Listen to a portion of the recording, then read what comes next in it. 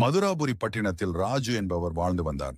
அவருக்கு முதலில் ஒரு பெண் குழந்தையும் பிறகு 7 ஆண் பிள்ளைகளும் பிறந்தனர். சிறு வயதிலேயே பெற்றோர்களை இழந்ததால் 8 பேரும் ஒருவருக்கொருவர் மிகுந்த பாசத்துடன் இருக்கிறார்கள். அந்த 7 ஆண்களும் தினமும் வயல் வேலை செய்து வருகின்றனர். அவர்களது சகோதரி அவர்கள் 7 பேருக்கும் தினமும் சமைத்து மதிய வேளையில் உணவு எடுத்து செல்கிறார். ஒரு நாள் நாக சதுர்த்தி அன்று சமைத்து எடுத்து வருகையில் வானத்தில் உயரே ஒரு பருந்து ஒன்று தன் காலில் ஒரு பாம்பை வைத்து அதனுடன் சண்டை போட்டுக் கொண்டிருந்தது. அந்த பாம்பு கக்கிய விஷதுளிகள் அவள் எடுத்து வந்த உணவின் உள்ளே விழுந்தது. அது தெரியாமல் அவர்கள் 7 பேரும் அந்த உணவை உண்டு இறந்து போனார்கள். செய்வதறியாமல் அழுது கொண்டிருந்த அந்த பெண்ணிடம் சிவனும் பார்வதியும் நேரடியாக வந்து எதற்காக அழுகிறாய் என்று கேட்டார்கள். பெற்றோர்களை இழந்த நான் இப்பொழுது என் சகோதரர்களையும் இழந்து நிற்பது ஏன் என்று கேட்டாள்.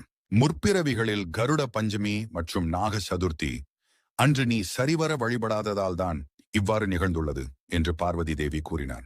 பாம்பு புற்று, மண் மற்றும் அதிலிருந்து எடுத்த அட்சதை ஆகியவற்றை எடுத்து அவர்கள் மேல் வைத்து பின் அந்த புற்று அம்மனை வழிபட வேண்டும் என்று கூற அதன்படியே அவளும் செய்திருந்த அவளது சகோதரர்களை மீட்டெடுத்தாள். இதனால் நாக தோஷம் உள்ளவர்கள் நாக சதுர்த்தி மற்றும் கருட பஞ்சமி அன்று நாகங்களை வழிபட்டு